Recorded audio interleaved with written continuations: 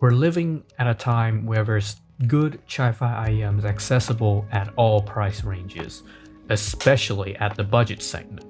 And there's little to improve at this price other than, testing out different tunings and improving the build. This has created sequels to popular IEMs such as the Moondrop Chu 2, which sees the tuning modification and a removable cable as well as nozzles from its predecessor. Similarly, the Salnotes Zero Two has also adopted a new kind of tuning and they changed the cable, with a $5 increase to go with it. But is this really enough to make it shine? And are the changes necessarily for the better? Well, without further ado, let's begin.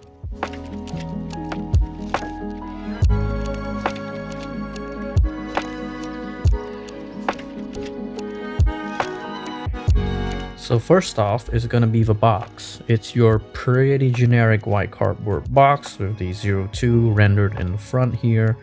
And of course, on the top you can see the Critical logo proudly printed here for that sweet collaboration cameo. He's going all out this time instead of sort of hiding it like the first Zero and then revealing it later to you guys. But yeah, in the back you've got some basic specifications as always. And when you slide this out, you get a very KZ-esque type of presentation. That means you get the cellophane kind of cover piece here with the Zero Two in the foam insert. Now going below this insert with the Zero Two, you're going to be getting this what I could only describe as a bright yellow Ziploc bag with these multicolored ear tips. Now, I didn't like this multicolor thing in the first Salnotes Zero, so I don't like it here either. It kind of just looks like a whole clown show. I don't know why they did this, but there you go. Like, there's being different with your packaging accessories, and then there's this, which is just being kind of ugly. I don't know. Another Ziploc bag, this one being thinner but thankfully isn't bright yellow colored, contains the new and supposedly improved cable. But I say supposedly because this cable, much like the old one that we have here, has a brown color that does not fit the aesthetic of the Zero Two at all. Especially the aesthetic of the blue Zero Two that I have here. It just does not work with this brown. Like at least make it black or something. I don't know, but I guess it's a bit more supple than the old cable, which is pretty stiff. But as you can see, both are quite easily able to be tangled, and it's certainly not something that I would be keeping around for long. So honestly, I wouldn't call this an upgrade at all. At best, it's a side grade, and at worst, it's a downgrade. Finally, you have the usual instruction manual, which, if you flip it out, also doubles as your warranty card. But otherwise, not much to say here. Considering that the competition, which is the Truth Ear Hola and the Chu 2, both include some form of carrying pouch, I would have liked to see one included in the Salnotes Zero Two.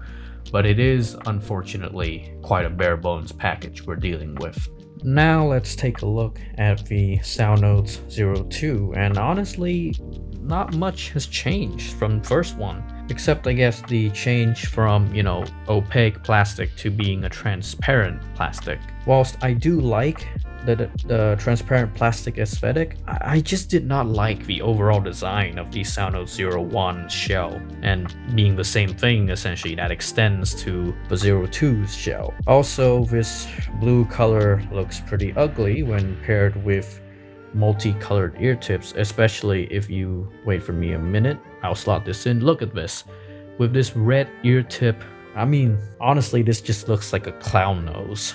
So if you can, pick the transparent clear version, which should look better. Don't pick the blue one like me. The front plate, as you can see, looks pretty similar to one another. And although there are rare cases where this plate has fallen off, it doesn't seem to be a widespread issue like Moondrop's paint chipping with the Chu.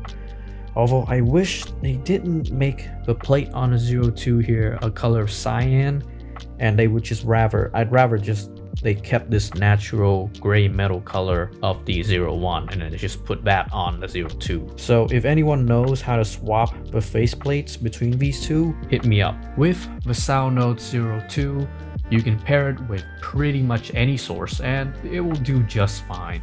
As for ear tips, being essentially the same shell as the first Sal Zero, I'm gonna be going back to the TRI Clarion tips that I were able to use with the original Salnotes Zero, with the stock ear tips also being alright if you don't mind the fact that it looks kinda ugly. Otherwise, the Salnotes Zero Two is decently compatible with most ear tips, so just use whatever default go-tos that you have. With all that out of the way, let's get into the sound of the Salnotes Zero Two. So going to the sound, there's much to the signature of the Salnotes Zero Two that is very similar to the original Zero.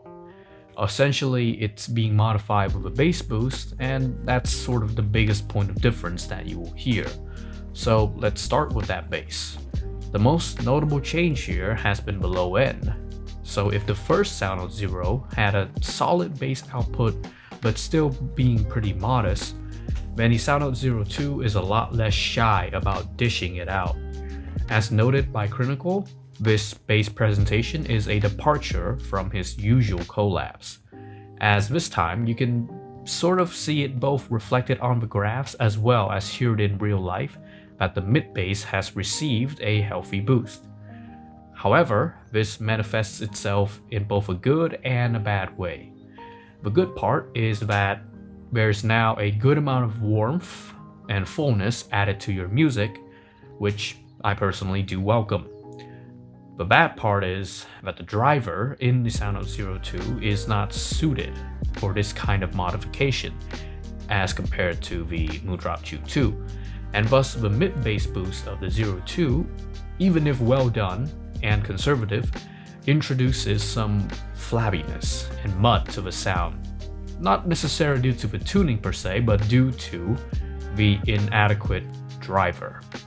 If it ain't broke, don't fix it is the philosophy behind the Salnotes Zero Two's mid-range, with a well-shaped peanut gain region that does not overdo vocals whilst keeping an accurate and neutral timbre. My biggest gripe here is also a present fault since the first Zero, that being the weak separation abilities, which continues to blur away details in busy tracks, which has sadly not been addressed. Overall, we see a sound mid-range tuning let down by lacking technical performance. Treble performance of the Salnotes Zero Two remains unimpressively sufficient. You get enough in quantity without going into the shouty and grainy territory, but other than that, treble detail and overall clarity is only average, even for the price. Nothing bad, but nothing impressive either. I think you'll find it good enough for the most part. The soundstage of the Salnotes Zero Two is just a little wider than your head, with soundstage height being at a very elementary level, though it's not unexpected for the price, resulting in almost non-existent imaging, kind of there but not really.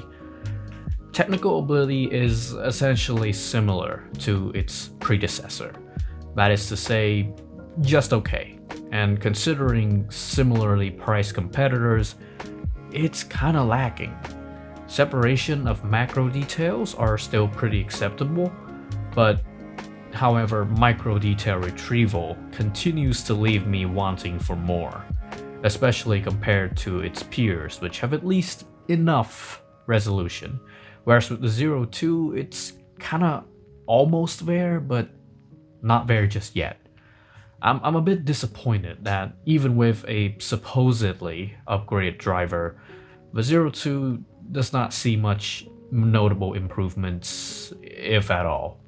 Now, I've alluded a lot to the Zero Two's predecessor, the Salnotes Zero, in the previous sections, but let's have a definitive look at these two.